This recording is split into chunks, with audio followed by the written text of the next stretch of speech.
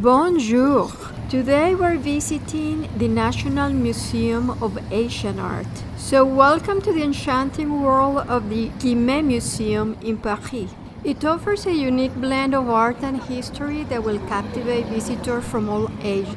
And with its exotic wonders, hopefully it will captivate you as well. It's located on number 6 de la Place Viena on the 16th arrondissement, and it's an 8-minute walk from Trocadero, so it's pretty close. The museum is open to the public from Wednesdays to Mondays, closed on Tuesdays, and it's open from 10 a.m. till 6 p.m. The tickets are 13 euros for adults, and it's free for under 18 years old and European nationals and residents till they are 25. It's also free the first Sunday of each month, and you don't need a reservation. I leave all the information in the description, but you know what, it's also free. Guess what? My channel. You can subscribe and be sent you love from Friends with Love, and let's share the love with family and friends so we can keep growing the community and showing you all the beautiful places from France. Thanks to all of our subscribers that keep motivating us. It's really nice to read your comments. So let's start with Émile Guinet. He was an industrialist from the city of Lyon, and he started shipping from Cambodia to France fragments of architecture and art that he had acquired. He wanted to showcase all the artifacts at the 1889 Universal Exhibition in Paris. But his dream was really to create a museum dedicated to the religions of the Far East. In 1884, Émile Guimet donated to the state, to France, his collection, and it moved to Paris, to the Museum of the Louvre, to be transferred in 1945 to the Guimet Museum, which actually it's established as the Department of Asiatic Art of the Louvre Museum. The Cambodian art collection that we're looking at, it's one of the most extensive and impressive collections of Cambodian art outside of the country, and it shows the rich artistic heritage of this Southeast Asian country. We have the great opportunity to be able to see these carved stone sculptures date back to the Angkor period, a time where the Khmer Empire was at its zenith, and produced some of the most magnificent artwork in Southeast Asia. This Vishnu monument represents 1,020 miniature figures of the deity, wearing his usual attributes. In the upper part, inscribed in 4 segments, Vishnu is represented in his most important aspects. This collection offers a comprehensive look at the uniqueness of Cambodian art and provides a fascinating window into the country's history and culture. We're looking at the Naga, a religious figure. This Buddha's statue reflects the synthesis of Indian and Khmer artistic traditions. We can see many figures that are part of the mythology, and they believe to possess a supernatural powers. The Ba Phuong Temple is from the 11th century. It's dedicated to the Hindu god Shiva. During the 20th century, the temple went through restorations by the French government, aiming to preserve the temple's historical and cultural significance.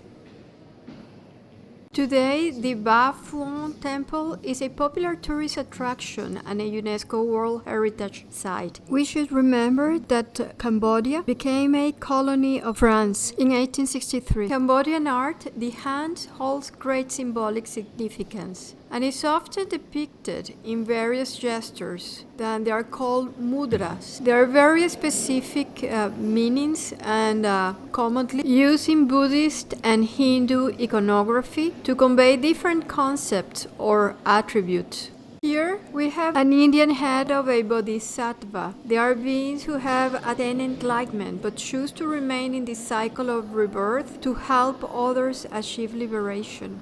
We are looking at a sarcophagus from a sepulchre in India, 2 centuries before Jesus Christ. The terracotta or stone small figures from India depict scenes, deities, or everyday life in India. They bring aspects of the society. A beautiful sculpture of Shiva in the Indian section of the museum. He is represented as the cosmic dancer and master of the universe. Shiva is often depicted with multiple arms. Each arm is representing various aspects of his cosmic dance. The figure of Shiva is usually surrounded by a ring of fire, and it symbolizes the destructive aspect of his dance, as well as a circle of flames that represent the cycle of birth and death. The representations of elephant figures in Indian art and mythology.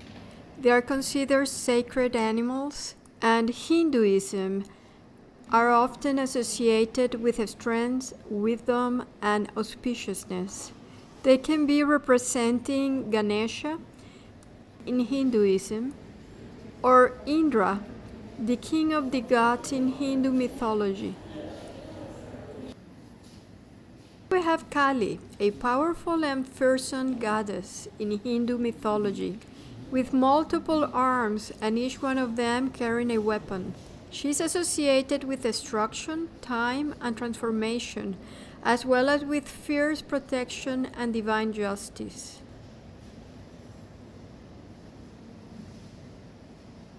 And we found a representation of the Hindu deity Lord Vishnu on his cosmic sleep.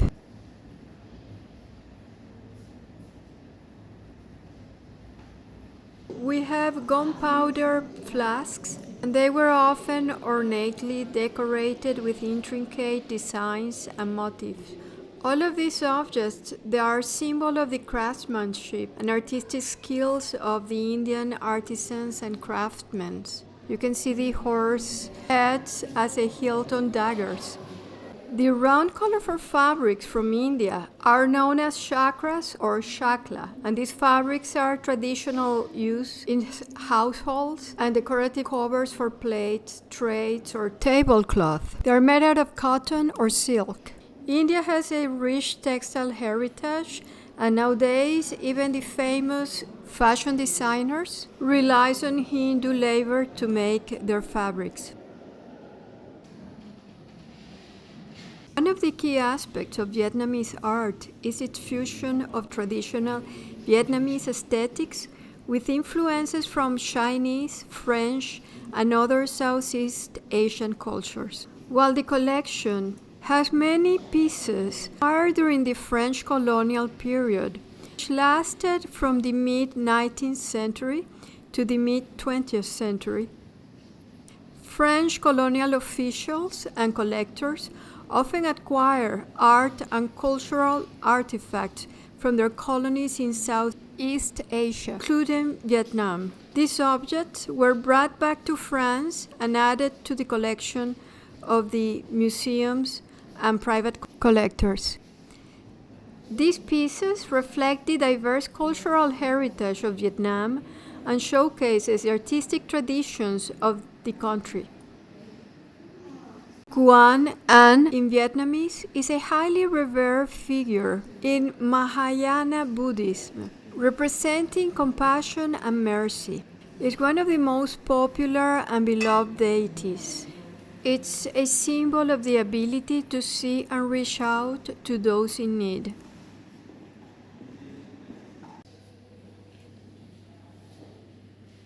The museum also houses a collection of Indonesian sculptures, including examples of traditional wood carvings and stone sculptures from various regions of Indonesia. These sculptures often depict figures from Indonesian mythology and religious beliefs, such as Hindu gods and goddesses, Buddhist deities, and mythical creatures. The collection includes artworks that reflect the cultural heritage and the artistic traditions. The object that we're looking at is a Burmese Buddhist temple. It's a remarkable piece at the museum collection, also known as a pagoda, which is a place of worship and prayer for Buddhist devotees in Burma. Now, Myanmar. devotees regularly visit the temples to meditate, pray, and make offerings. The bronze Buddha sculpture from Thailand is a magnificent and striking piece of art that captures the essence of serenity, wisdom, and compassion. It's a representation of the moment when Buddha achieved enlightenment and overcame the temptation and obstacles presented by Mara, the demon of desire. The legend teaches that Buddha sat in meditation under the Bodhi tree. Mara tried to distract him with illusions or worldly pleasures and fears. However, Buddha remained calm and focused, touching the earth with his right hand to call upon the earth goddess as witness to his enlightenment. With his determination and inner strength, Buddha triumphed over Mara. I find it very interesting how religion is represented through art in different cultures. Now we're ready to discover the antiquities from China. We can see a hand-painted jar. It's from the Neolithic. And there are many other bronze vessels known as dings. These wonderful bronzes were found in a necropolis, and they belong to the second millennium before Christ. Metal elephant that was used to carry alcohol and belonged to the Chinese antiquities served as a ceremonial vessel for storing and serving wine, a common practice during important rituals, banquets, and ceremonies. Fascinating and unique artifact that offers a glimpse into the ancient practices and cultural traditions of China. Metal artifacts in the collection, such as ritual vases that are called ding or yu, wine containers, bells, and mirrors. They were used for ceremonial, decorative, and practical purposes during the ancient Chinese rituals, and also during their daily life. Porcelain figures of women and horses in Chinese antiquities, known for their delicate beauty, intricate details, and likely representations. For a glimpse into the artistic tradition, the social customs, and the aesthetics value of Chinese dynasties, such as the Tang and the Song dynasty. We can see the idealized beauty of the time and the fashion trends.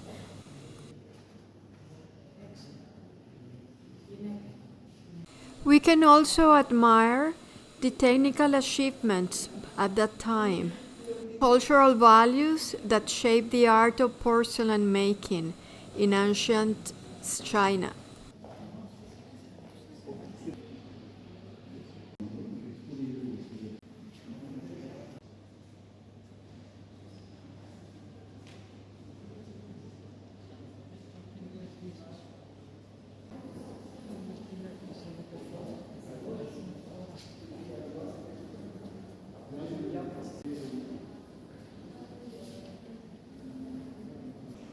From the second floor, we can admire the Hindu Trimurti, form of three heads of the Cambodian Shiva, the god that destroys everything in creation at the end of a cosmic era. We are back to China and its antiques. We can observe warriors with scary facial expressions. Chinese Bodhisattva in Mahayana Buddhism, particularly in the East Asian countries. It's known as the Bodhisattva of the Earth's treasury. He represents compassion, wisdom, and he particularly helped those in the realms of hell and suffering. Many times he's holding a blossomed lotus and he's wearing a traditional Buddhist robes. This video is dedicated to all the Asian art lovers. As you can see, the Guimet Museum has a large collection, and it's totally worth it to pay a visit and learn about the history of Asia through its art.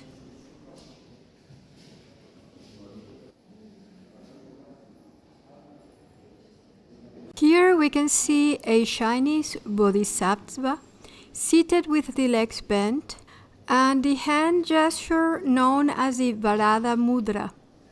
It's a symbolic gesture commonly seen in Buddhist art and iconography, representing the gestures of granting wishes, blessings, or compassion. Chinese porcelain and also ceramics, fish have long been a symbol of abundance, prosperity, and good fortune. Their depiction in porcelain art reflects these positive attributes.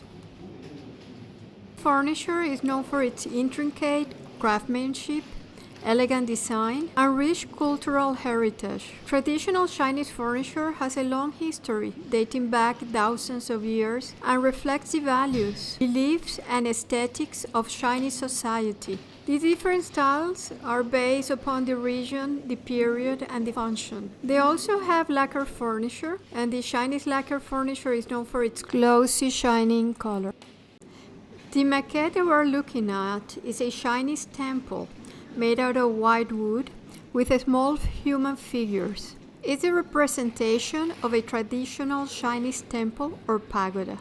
These structures are commonly found all over China and are used for religious ceremonies, worship, and meditation. The details on the maquette suggest that it was carefully crafted with precision and skill, reflecting the craftsmanship and artistry. In terms of motifs, Chinese porcelain often features traditional symbols and designs that have a specific meanings and significance. The dragon, for example, is a powerful symbol of strength, protection, and good fortune, and used in porcelain, its imperial power and auspiciousness. Phoenix is a symbol of beauty, grace, and rebirth, and paired with a dragon, it means the balance of yin and yang. Lotus flower is a symbol of purity, enlightenment, and spiritual growth, and it's used as a message of peace, harmony, and spiritual awakening. The use of the colors also have meanings, and the blue is a popular color associated with the heavens, immortality, and tranquility. Blue and white porcelain is highly prized for its elegant and serene aesthetic. Red is a symbol of good luck, of happiness and prosperity in the Chinese culture. It is used festive occasions and celebrations to bring good fortune off the evil spirits. Green it symbolizes harmony, growth, and vitality, and often it's associated with nature, healing, and renewal. Yellow is the color of the emperor in Chinese culture and is considered the most auspicious color. Yellow porcelain pieces are associated with royalty, power, and wealth. White symbolizes purity, innocence, and simplicity. White porcelain pieces are often used in rituals and ceremonies to signify purity or intention and spirit. As can be seen, neither the motif nor the colors are left to chance. Everything has a reason to be because it sends a message through the motifs and colors that are used. Please comment if you're interested in Asian art and if you've been to the Guimet Museum or you will be interested in visiting this museum when you come back to France. If there was something that really surprised me about everything in the museum was the art from Afghanistan. One of the standout pieces from Afghanistan is a collection of Gardaran sculptures. These sculptures are dating back to the 1st and the 5th century after Christ. They are beautiful blend elements of Greek, Roman, Indian, and Persian art. That's exactly what surprised me because I wasn't expecting this blend. Sculptures depict Buddhist themes and figures, showcasing the diverse cultural influences present in Afghanistan during this time period. Let's remember that in the heart of the ancient Silk Road, Afghanistan served as a crossroad of civilizations. Cultures converge and exchange ideas, foods, and artistic techniques as well. It was in this vibrant melting pot that the tradition of glassmaking flourished, leaving behind a legacy of unparalleled beauty and craftsmanship. Nestled of the Kabul Valley, the Hada Monastery rises like a timeless sentinel, whispering secrets of ancient wisdom to those who dare to listen. Testament of the legacy of Buddhist civilization in Afghanistan. The monastery served as a spiritual oasis for Buddhist monks and pilgrims traversing the Silk Road. The region of Dara in Pakistan, devotees gather to witness a wondrous event. It's called the Great Miracle. It is said that on this auspicious day, the Buddha himself performed a feast of unparalleled magnitude to inspire and uplift the hearts of all who seek enlightenment. As the sun rises over the horizon, monks and lay people alike await the arrival of the enlightened one. Their hearts are brimming with reverence and devotion. The Buddha Amida in the Japanese collection, it's a sublime masterpiece. It shows the spiritual essence and artistic beauty of Japanese Buddhism. It's also a symbol of a spiritual aspiration and transcendence, a timeless beacon of hope and compassion.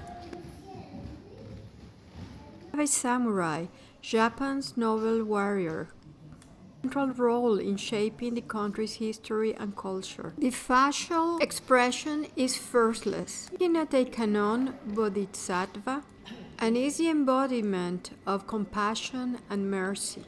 We can find many representations of the Kannon Bodhisattva in Japanese collection, each one depicting with various attributes and poses that symbolize the compassion and salvation.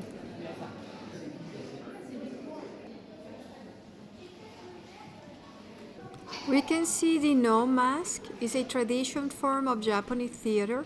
They are carved and painted to represent different characters and emotions from classical Japanese drama. The tansu or trunks are traditional Japanese chest of storage units that were historically used to store clothing, valuables, and other household items. They were in a variety of shapes and sizes. One had a specific purpose, and they reflected regional styles and aesthetics.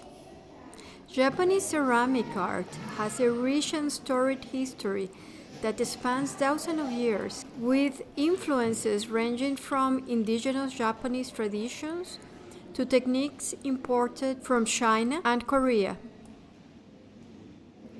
Korean art collection includes a statue of Buddha, showcase the rich artistic and spiritual tradition of Korea. These sculptures, often made from bronze or stone, depict the Buddha in various poses and forms, each carrying symbolic meaning and spiritual significance. Koreans represented Buddha in a serene and majestic figure, a sense of tranquility and spiritual grace, emanating an aura of profound wisdom and compassion. Korean furniture has a rich tradition that reflects the country's history, culture, and craftsmanship.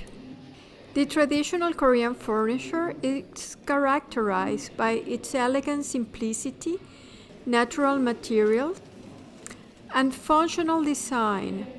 Common types of Korean furniture include cabinets, chests, tables, and seating arrangements, often made from wood such as pine, oak, or elm. On the last floor, you can find a terrace that is open to the public with a restaurant during spring and summer. In the same floor, you will find a collection of modern art, ceramics from different Asian artists.